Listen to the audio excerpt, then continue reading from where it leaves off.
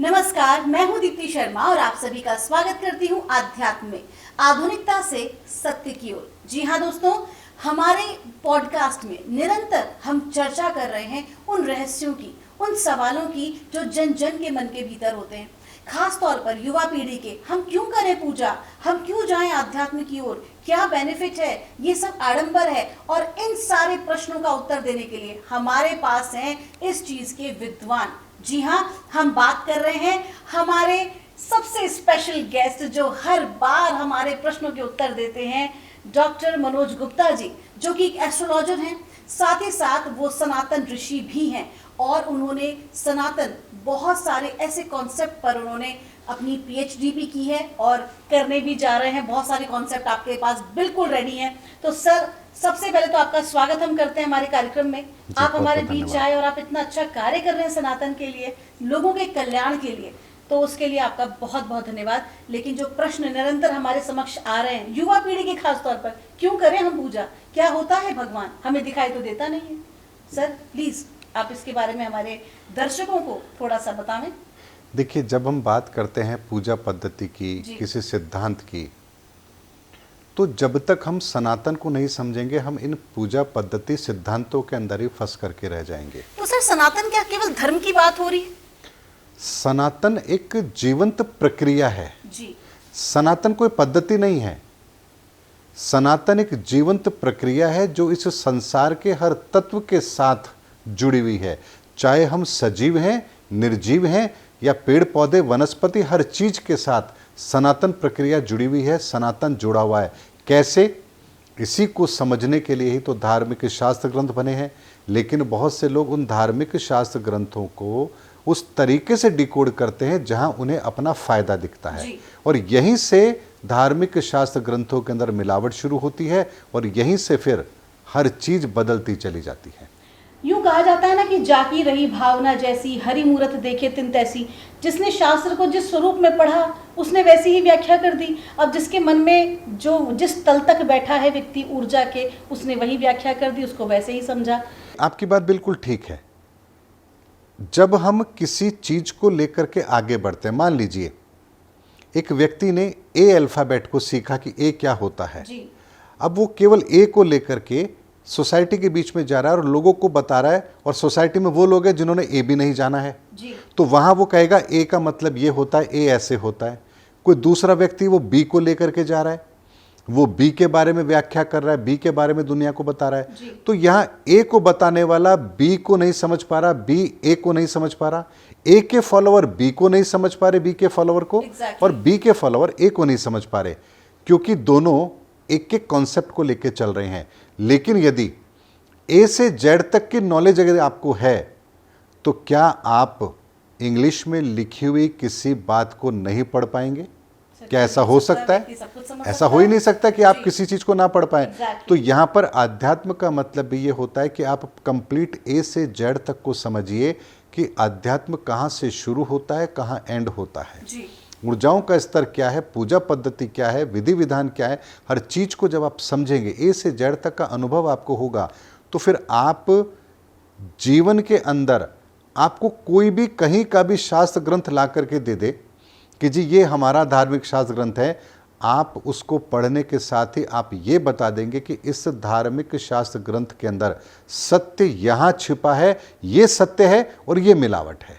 इसका अर्थ ये है कि जो हमारी सनातन पद्धति है, जहाँ पर पूजा पाठ इत्यादि सब कुछ बताए गए हैं, तो वास्तविकता में उसका कोई वैज्ञानिक आधार? देखिए, मैं जैसे आपको एक बात बताता हूँ जी। बहुत से लोग पूजा पाठ करते हैं, देवी देवताओं की पूजा करते हैं। देवी देवता भी किसी न किसी तरह से अपने मन को दूषित कर लेते हैं। तो मतलब देवी देवता भगवान नहीं है आपके कहने? जी नहीं, देवी देवता भगवान नहीं है, इस बात को ध्यान रखिए। जैसे परमात्मा ने ये दुनिया बनाई तो कुछ डिपार्टमेंट उन लोगों को दिए, भाई ये काम आपको करना है, ये चीज आपको देखनी है। वहां पर वो उस व्यवस्था को देखते हैं, उस व्यवस्था को वो देखते हैं। तो यहां पर क्या होता है, देखिए, आप जब कहीं जाते हैं, आपको किसी जगह से कोई चीज चाहिए था, वहां रिश्वत देते हैं कि भाई मेरा काम जल्दी हो जाए। इसी तरह से हम क्या करते हैं, देवी देवताओं की पूजा आराधना करते हैं, हमें वो चीज प्राप्त हो जाए। अच्छा, यानी कि जो लोग कहते हैं भगवान मेरा ये काम करा दो, या जी, हनुमान आप रिश्वत ही दे रहे हैं, आप रिश्वत ही दे रहे हैं। ओके। आप यज्ञ करते हैं, हवन करते हैं, उसके अंदर देवी देवताओं के नाम की आहुति देते हैं ताकि उनको वो मिले। उनको मिलेगा तो क्या होगा, तो जो चीज आप चाहते हैं, जो उन देवी देवताओं के अधीन है, वो चीज आपको मिले। सर कुछ इसीलिए आप ये काम करते हैं। कुछ लोग तो निष्काम भाव से भी इस कार्य को करते हैं। जो निष्काम भाव से काम करेगा, वहां परमात्मा स्वयं उसके लिए कोई नई चीज लेकर के आता है कि इस व्यक्ति ने जो किया है ये निष्काम भावना से किया है, और निष्काम भावना से वही कर सकता है जो जन कल्याण की बात करेगा। मानव हित से बड़ा कोई धर्म हो ही नहीं सकता। जी, तो सर चूंकि आपने बहुत बड़ी बात कही है कि देवी देवता भगवान नहीं है, लेकिन बहुत सारे लोग इस दुनिया में मौजूद हैं जो कि किन्हीं एक देवी देवता को ही भगवान मानते हैं, तो आपसे जानना चाहेंगे what is the actual concept of भगवान। देखिए, आप परमात्मा को पाना चाहते हैं या संसाधनों को पाना चाहते हैं, दो चीज यहां पर आती है। जी। अगर आप संसाधनों को पाना चाहते हैं तो देवी देवता की पूजा आपके लिए अनिवार्य हो गई, क्योंकि उनका डिस्ट्रीब्यूशन उन्हीं के द्वारा है। लेकिन आपको परमात्मा को पाना है, आपको किसी भौतिक संसाधन की आवश्यकता नहीं है, या कह लीजिए कि आप उसके प्रति मोहित नहीं हैं, तो आप किसी भी देवी देवता की पूजा से बढ़कर उस सनातन पद्धति को स्वीकार करेंगे, उस सनातन पूजा को स्वीकार करेंगे, उस परमात्मा की पूजा में अपने आप को लेकर के जाएंगे। ये इसी तरह से चीजें काम करती हैं। लेकिन यदि आपको भौतिक संसाधन चाहिए, लेकिन फिर आप यदि चीजें नहीं कर रहे हैं, तो आप फिर गलत कर रहे हैं। ये ठीक वैसी ही बात है जैसे आप कहें कि मैं अपने बच्चे को स्कूल क्यों भेजूं, वहां जाकर के भी तो बच्चे को पढ़ाया जाएगा, उससे पहले उसको खिलौने दिए जाएंगे, तो जो खिलौनों से खिलाया जाएगा वो तो मैं मेरे घर पे भी खिला लूंगी। तो आपका बच्चा घर पर जो खिलौनों से खेलेगा वो अलग तरीका होगा, और स्कूल में जो उन बच्चों को खिलौनों से खिलाया जाएगा वो सिर्फ इसलिए ताकि ये बच्चा इस जगह पर आना सीखे। रुकना सीखे। उसके पश्चात उसको फिर पढ़ाया भी जाएगा, डांटा भी जाएगा, पिटाई भी उसकी होगी। इसका मतलब कि देवी देवता हमारी जो विशेष होती हैं उनको पूरा इसीलिए करते हैं जिससे कि हमारा जो भाव है, हमारी और इच्छा जागृत हो कि हमें इनको और पूजना है, और धीरे धीरे वो हमें ले आए एक्चुअली में पटरी पर। देवी देवता आपकी इच्छा की पूर्ति के लिए, आपके संसाधनों की पूर्ति के लिए। लेकिन आपके मन में प्रश्न तो आना चाहिए ना, आखिर ये हमारी चीजों को, हमारी जरूरतों को पूरा कैसे कर रहे हैं, इन्हें कौन दे रहा है? जी। वो सुप्रीम पावर जो इन्हें दे रही है, तो हम क्यों ना उस सुप्रीम पावर के साथ जुड़े। एग्जैक्टली। तो यहां जो आपके मन में प्रश्न आएगा उस सुप्रीम पावर के लिए, तो आप उससे कनेक्ट होंगे। जैसे कहा ना, खिलौनों से खिला करके आपको केवल उस स्थान पर रोका गया है इसलिए कि यहां से आपको एक फर्दर एजुकेशन लेकर के आगे बढ़ना है। आगे की यात्रा तो देवी देवताओं की पूजा जो है वो निष्काम भाव से होनी चाहिए, ताकि आपको वो संसाधन मिले जिस संसाधनों की आवश्यकता आपको इस संसार के अंदर मानव के हित के लिए जो कार्य करेंगे उसके लिए जरूरत पड़े, इसके लिए आप वो कार्य को करेंगे। जी बिल्कुल, जिस प्रकार से कि जैसे कि पिछले एपिसोड्स में आपने हमें बताया था कि भगवान श्री राम ने शिव जी की उपासना की थी कल्याण के लिए। समुद्र में जब उनको रास्ता बनाना था तो सभी जो जीव हैं वो प्रक्रिया जीवन की बनी रहे इसलिए, तो स्वाभाविक सी बात है कि जो व्यक्ति इन सब चीजों से ऊपर उठ जाएगा वो जन कल्याण के बारे में ही सोचेगा, वो अपने लिए कुछ मांगेगा नहीं। जी बिल्कुल, जो परमात्मा की प्राप्ति के लिए निकला है, परमात्मा को समझने के लिए निकला है, उस ऊर्जा से कनेक्ट होने के लिए निकला है, उसे इस धरती के किसी भी संसाधन से मोह होगा ही नहीं। तो सर फिर हमें एक चीज बताइए कि जैसे बहुत सारे लोग ऐसे हैं, बहुत सारे पंथ ऐसे चल रहे हैं, खैर हम किसी का नाम नहीं लेना चाहेंगे यहाँ पर, बट बहुत सारे पंथ ऐसे जो कहते हैं हम भगवान को नहीं मानते, हम सिर्फ अपने गुरु जी को ही मानते हैं। तो सर वो क्या कॉन्सेप्ट है? देखिए, अगर वो ये कहते हैं कि हम किसी पर्टिकुलर गुरुजी को फॉलो करते हैं, या हम किसी देवी देवता को या किसी विशेष पूजा पद्धति को फॉलो करते हैं, तो यहाँ एक बात समझना पड़ेगा आपको कि वो किस चीज को फॉलो कर रहे हैं। क्या वो सत्य को फॉलो कर रहे हैं? यदि आपके गुरु सनातन से, सत्य से जुड़े हैं, वो सत्य स्वरूप हैं, तो आपको उनके अलावा किसी और चीज की आवश्यकता ही नहीं है, क्योंकि वो जो मार्ग आपको दे रहे हैं वो बिल्कुल सत्य मार्ग है। लेकिन अगर वो किसी कॉन्सेप्ट पर बात कर रहे हैं तो वहां आपको समझना पड़ेगा कि ये कॉन्सेप्ट किस तरह से काम कर रहा है। जैसे मैं आपको स्पष्ट तौर पर बताता हूं, एक पंथ है, वो कबीर को भगवान के रूप में देखते हैं जी। ठीक है। वहां पर जब वो भगवान के रूप में कबीर को देखते हैं तो वो कहते हैं देवी देवता, भगवान राम, भगवान कृष्ण, शिव, ब्रह्मा या विष्णु, ये सब बेकार है, ये कुछ भी नहीं है। तुम परमात्मा को समझो, उस कबीर को समझो, कबीर ही परमात्मा है। तो यहां उन्होंने इतना कॉन्सेप्ट को गलत तरीके से लिया हुआ है कि वो ये ही नहीं समझ पा रहे हैं कि कबीर भी तो एक शरीर रूप में यहां आए हैं। ऐसा कबीर ने क्या किया है जो राम ने नहीं किया या कृष्ण ने नहीं किया। तो आप उनको भगवान नहीं मानते, आप इनको भगवान मानते हैं। तो यहां पर फिर वो एक बात कहते हैं जी। मैं बात को पूरी करूंगा क्योंकि अधूरी बात होगी तो उन लोगों को लगेगा कि मैंने कुछ गलत कहा है। मैं यहां पर उनकी बात को इसलिए रख रहा हूं कि ताकि वो समझे कि सत्य कहां है। सत्य के नजदीक होकर के भी सत्य के नजदीक नहीं होना, यह बहुत बड़ी गलती है। सत्य और असत्य में क्या भेद है? सत्य कभी दूर रह के काम नहीं करता है। सत्य जहां काम करेगा, असत्य भी वहां मौजूद रहेगा। जी, जी। असत्य कभी सत्य से दूर रह के काम नहीं है, करेगा, बिल्कुल, वो बिल्कुल। उसके पास ही है। जी। इसीलिए जहां सत्य है वहां असत्य भी है, और असत्य कहां है और सत्य कहां है यही हमें समझना पड़ेगा। तो वहां एक कॉन्सेप्ट दिया जाता है कि कबीर साहब ने जन्म नहीं लिया। कबीर साहब कमल के ऊपर इस धरती पर आए थे और एक जुलाहे के परिवार ने उनको वहां से उठाया था, उनकी लालना पालना की थी। और कहते हैं कि 24 दिन या 25 दिन तक उन्होंने कुछ नहीं खाया, कुछ नहीं पिया। खाया तो नहीं, बच्चा तो कुछ खाता नहीं है, कुछ पिया नहीं। तो एक कंवारी बछिया को लाया गया, उसने दूध दिया। उस दूध को मैं वही आपसे बात करता हूं। तो वहां उन्होंने उसका दूध पिया और उसके बाद में उस तरह की एक कहानी, एक कथा वहां पर कही गई है। उनके स्वयं गुरु ने बात कही है, मैंने वो एपिसोड सुना था। तो यहाँ जी बिल्कुल जी। तो यहां पर आपको समझना पड़ेगा कि क्या प्रकृति के नियमों का उल्लंघन होगा क्या भाई? कंवारी बच्चियां दूध कैसे दे सकती है जी? अगर दूध दे रही है तो कंवारी नहीं हो सकती, कंवारी है तो दूध नहीं दे सकती। तो यहां पर हमें यह समझना पड़ेगा कि सत्य क्या है। फिर बात आती है कमल पर। इस धरती पर क्या कोई कमल का ऐसा फूल मौजूद है जहां एक नवजात शिशु को रख दिया जाए? इस साइज का कमल का फूल मौजूद है क्या? नहीं है। तो फिर वो कबीर साहब कमल के फूल पर कैसे आए? तो क्या वहां बात लिखी गई है वो गलत है? बिल्कुल नहीं, बात बिल्कुल सही है।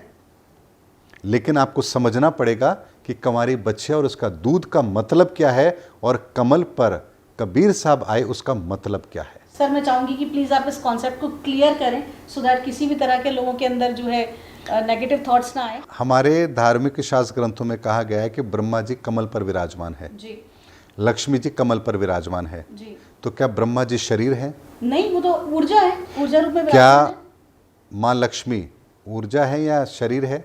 ऊर्जा है। तो कमल पर क्या विराजमान होगा? ऊर्जा ही, शरीर तो विराजमान नहीं होगा। तो यहाँ एक बात आपको समझ में आ गई होगी कि ब्रह्मा जी को अगर हमने कहा कमल पर विराजमान है तो वह शरीर रूप में नहीं है, ऊर्जा रूप में है।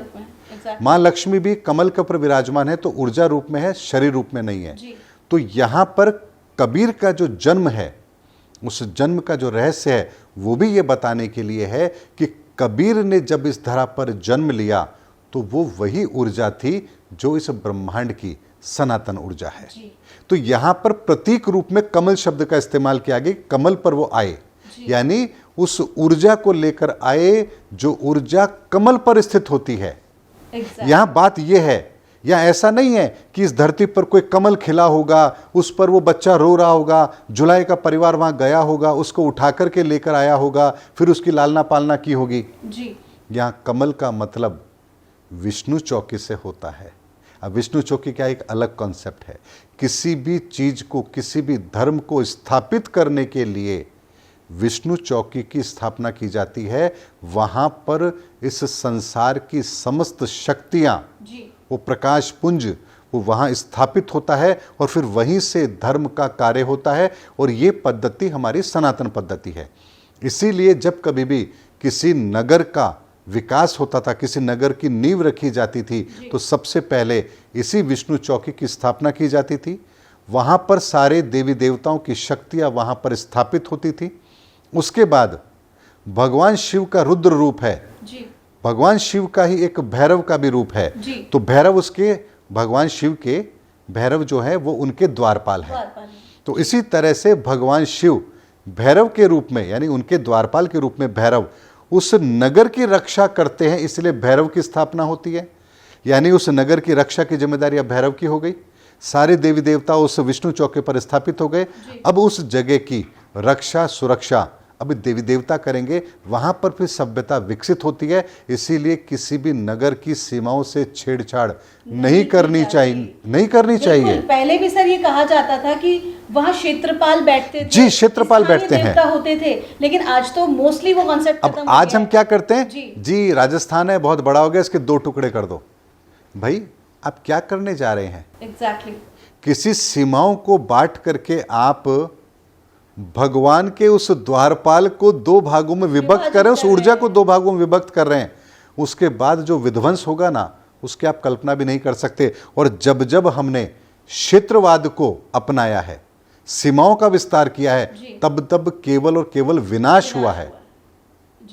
और यही कारण है कि पहले के समय में भी ये होता था, लेकिन वो क्षेत्रों का विस्तार नहीं करते थे। वो सीमा को कहते थे ये सीमा अब हमारे अधीन है, लेकिन ऐसा नहीं था कि उसको मिला लिया करते थे। अयोध्या यहां से बढ़कर उसकी सीमाएं यहां तक हो गई, नहीं, ऐसा नहीं होता था। तभी आप देखिए युद्ध के बाद अश्वमेध यज्ञ होता था। अश्वमेध यज्ञ का मतलब होता था सीमाएं वही रहेंगी, उसके साथ हम छेड़छाड़ नहीं करेंगे। लेकिन अश्व कहते हैं घोड़े को, अश्व जो जमीन पर चलता है, घोड़ा यानी कि इस धरती पर सबसे तेज दौड़ने वाला प्राणी है अश्व। मेघ जो इस वातावरण के अंदर, इस आसमान के अंदर सबसे तेज गति के साथ चलने वाले हैं। आसमान में बादलों के अलावा और कौन मूव कर सकता है बताइए? उसकी अनंत सीमाएं कहां हो सकती है बादलों के अलावा? तो अश्व और मेघ यानी धरती से लेकर आसमान तक अब हमारी विचारधारा को फॉलो किया जाएगा। ये हम प्रतीक रूप में अश्व को छोड़ रहे हैं। आप इस कॉन्सेप्ट को स्वीकार करेंगे, राज्य आपका होगा, सारे नियम कायदे आपके होंगे, लेकिन विचारधारा ये हमारी फॉलो होगी। अगर इस बात को आप एक्सेप्ट करते हैं तो इस घोड़े को छोड़ दीजिए, और अगर आप एक्सेप्ट नहीं करते हैं तो इस घोड़े को पकड़ के रख लीजिए कि मैं आपके विचारों को बांध रहा हूं, मैं आपके विचारों से सहमत नहीं हूं। अब यहां पर फिर युद्ध होगा, फिर आपको स्वीकार करना पड़ेगा, उसके बाद वह आगे जाएगा।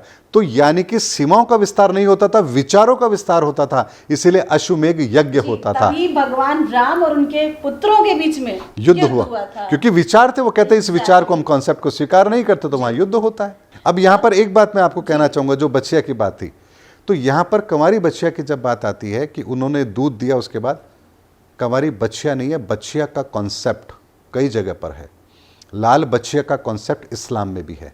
जब धरती के उस बीज को स्थापित करना होता है तो योनि स्वरूप उस ऊर्जा की भी आवश्यकता होती है।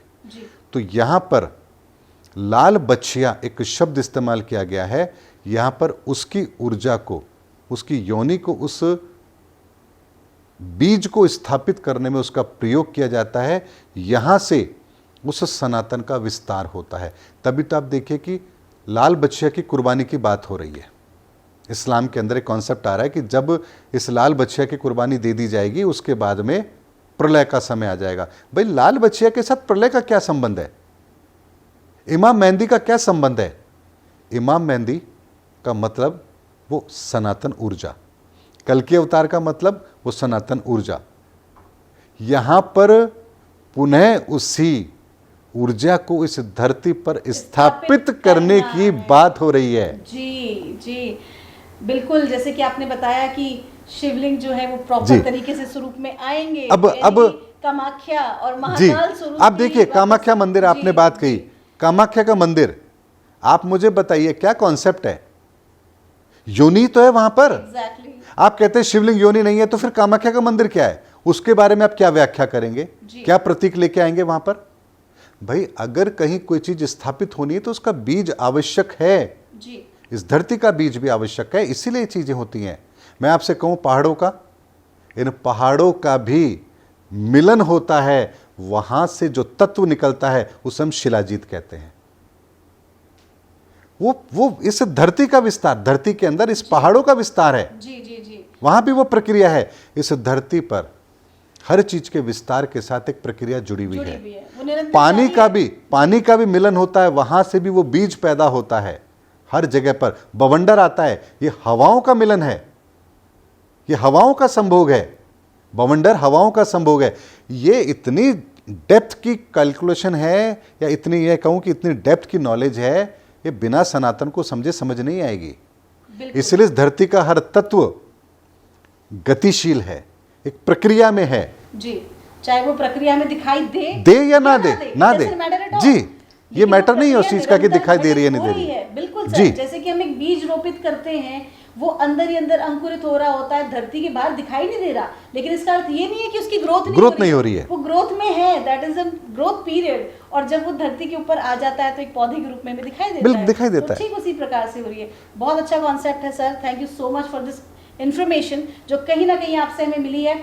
और मैं पूरे ऑडियंस का धन्यवाद देना चाहूंगी कि आप बहुत धैर्य से हमें सुनते हैं और इतना हमें प्यार करते हैं। अपना ये प्रेम निरंतर बनाए रखिए सर। आपका बहुत बहुत धन्यवाद। आगे आने वाले एपिसोड्स में ऐसे और कई रहस्यों और जानकारियों को लेकर हम आपसे चर्चा करेंगे। आप सभी का बहुत बहुत धन्यवाद। नमस्कार।